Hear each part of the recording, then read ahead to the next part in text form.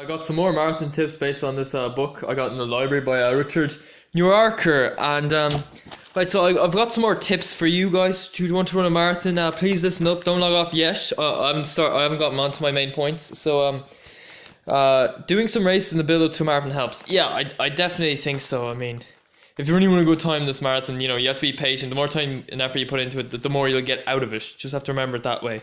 Okay, so next point, number 2.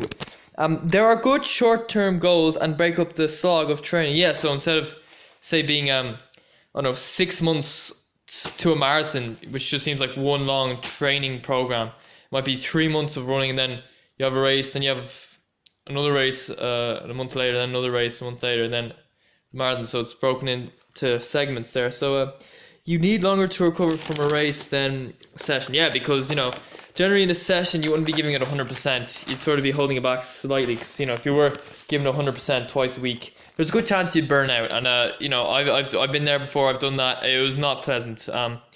What happened was 5 years ago, 4 years ago, I got back training from my summer break, only less than a week I think, and then I got back straight into speed work. And that's the thing, and just quick speed work, like 400 meters reps, not close to full tilt. And yeah, I was doing that twice a week, and I was doing great for a while. September, October, I was really running well in those warm-up races to the real season.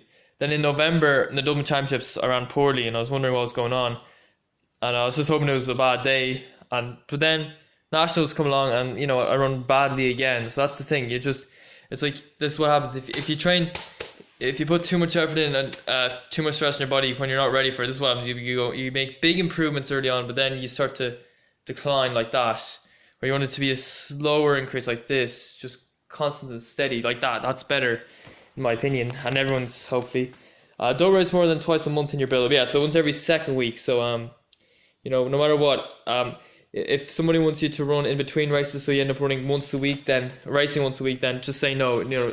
Once every second week, that's the way to go. Okay, so so if it's like 13 days between races, then that's okay. But that should be it doesn't have to be exactly 2 weeks, I guess, but should be very close to it. So to predict a marathon time, this is like a formula. Double half marathon time, then add 7.5% or multiply by what, 1.075.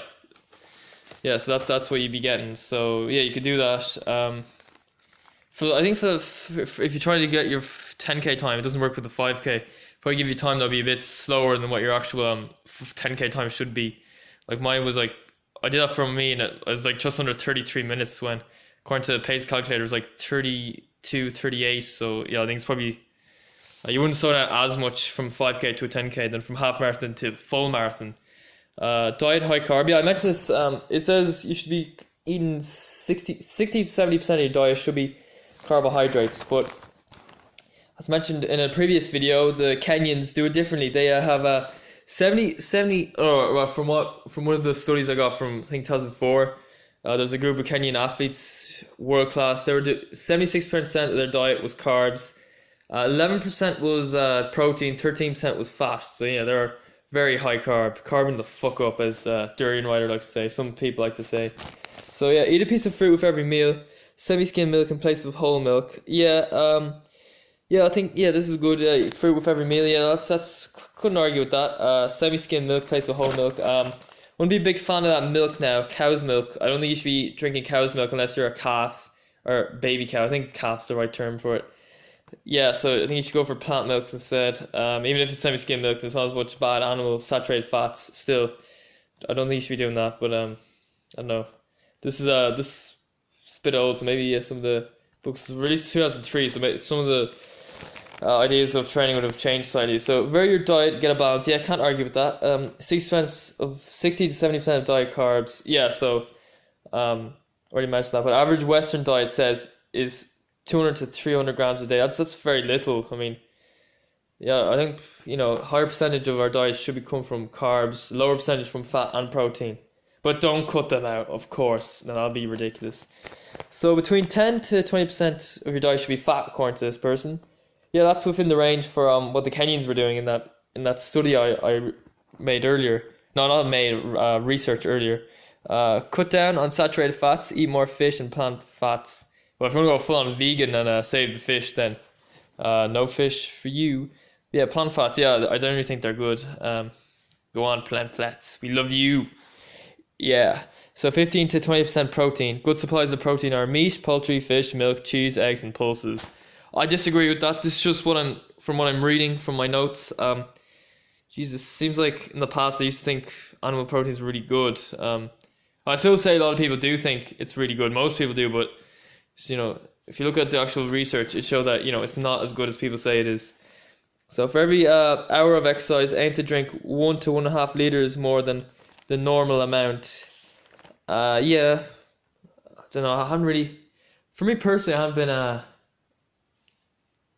been counting, but I don't know. So I can't really back that up. I haven't really done any research on that. More modern. So dark yellow color in your urine with significant weight loss, sign of not enough fluid. Yeah.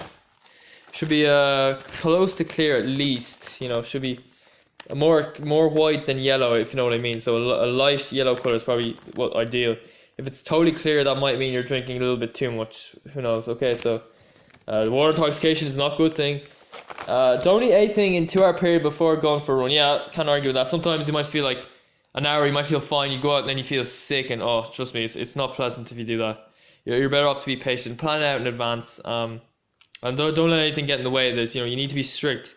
Like, it's non-negotiable. You're running at this time regardless what else happens. So for larger meals, 3 to 4 hours. Yeah, like that 4,000 calorie lunch. You might know who I'm talking about there. The vegan one. I think he says something like that on Strava once. Okay, so breakfast, glass of orange juice. This is a sample meal plan. So we had a glass of orange juice. Yeah, the sugars. Yeah, not enough nutrients, I'd say. Cereal, depends what cereal. Banana, yeah. Semi-skim milk. No, I wouldn't agree with that. Toast. Why toast your bread when you can just eat it raw? I don't understand that. Margarine. They say margarine's bad, but I don't know much about that. Plus honey. Yeah. The bees have less food that way. Or marmalade. Then tea or coffee. Yeah. Okay. So morning snacks: apple, fruit, tea. Apple and fruit tea. Okay. Lunch: ham and cheese sandwich. No, I totally disagree with that. Jesus, it's like people in the past used to think meat was really healthy. It's ridiculous. Tomato, yeah. Low fat yogurt, yeah, probably, yeah. Kiwi, yeah, it's good. Glass of water, yeah. Keep hydrated. So for our afternoon snack, they'd have English muffin and jam, cup of tea. I don't think that's the best thing. I don't know much about muffins though. So things like bread. I think you should have some fruit in there. Okay, so spinach leaf salad, grilled fish, rice, broccoli, slice of carrot, cake, and corn. Yeah, I don't think this diet is the best, to be honest. Not enough vegetables, I'd say. Probably too much animal proteins in there. Certainly I think small amounts are okay because, it's not going to do any serious harm. But, having it twice there is probably too much. I just having very small portions. Okay, so have water and something to eat straight after a run. Yeah, that's what I do. I definitely agree with that. The Kenyans do that. Have a little bit of fruit, hydrate themselves. You should start your marathon with maximal amounts of glycogen.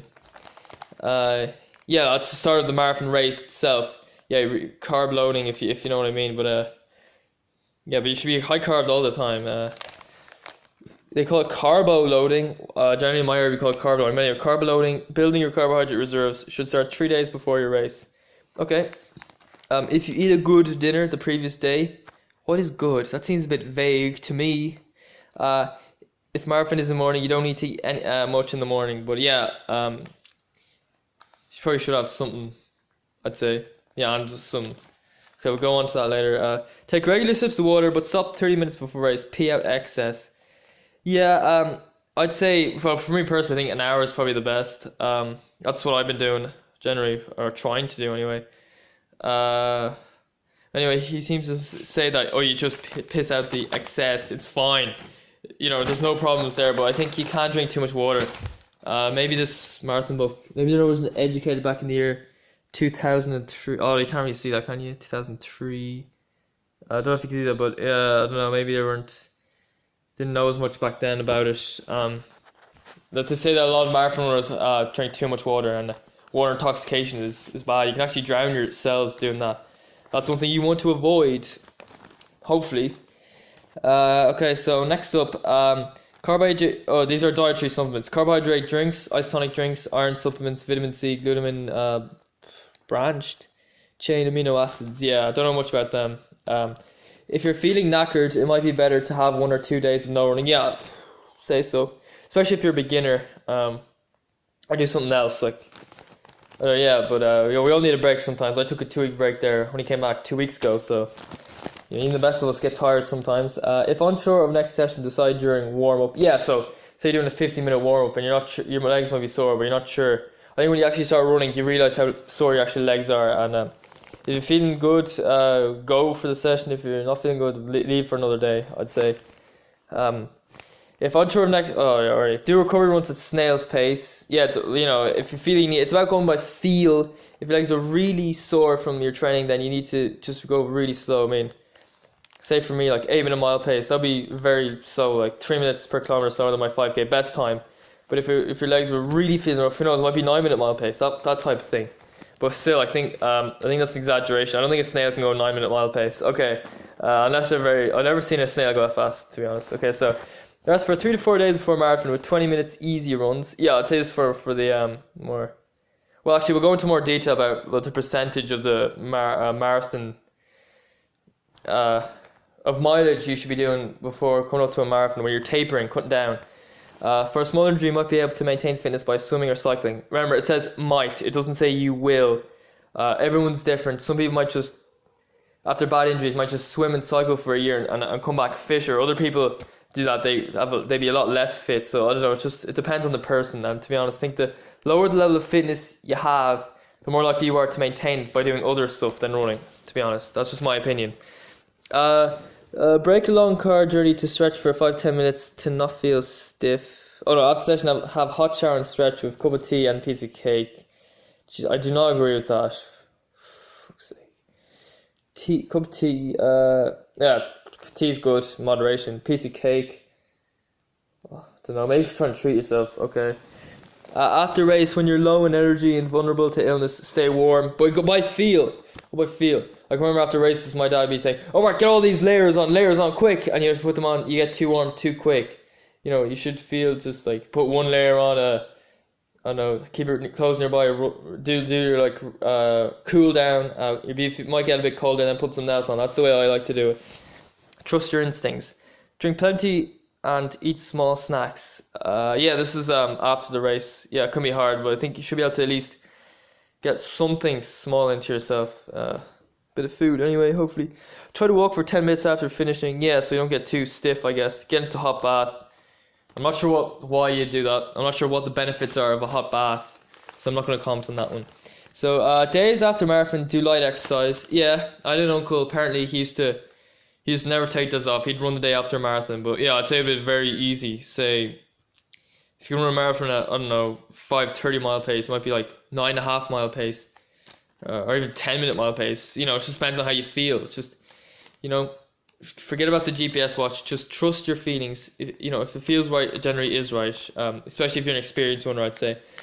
Don't do any hard training for at least 1 week. Yeah, by that I mean sessions. Yeah, if you can get away, if you can do like a recovery run or a pace close to a recovery run, then I think you can do that as long as you feel like it's not doing too much damage. But yeah, session, give it at least a week, I'd say. Unless you do the marathon at an easy pace and it doesn't take that much out of you. But if you're going for a good time, feel you really give the effort, then probably take at least 1 week. According to this guy, anyway, I'd say. Sample diet after Helsinki marathon. Okay, so actually, do you know what? I'm gonna end it here. Anyway, so I have more notes written down. I'll make more videos on my marathon training series, and yeah, I've got 2 other books as well from the library in Dean's Grange. Hopefully, I'll get down to them after this marathon training book, and so we can go for some more notes and make some wonderful YouTube videos. Yeehaw! Yeah, because it's so fun. Alright, so Irish Funner here. Do you feels like, whether it be like, comment, subscribe, and hopefully I'll see you next time for the next marathon series. Don't go away, kids. Yeah.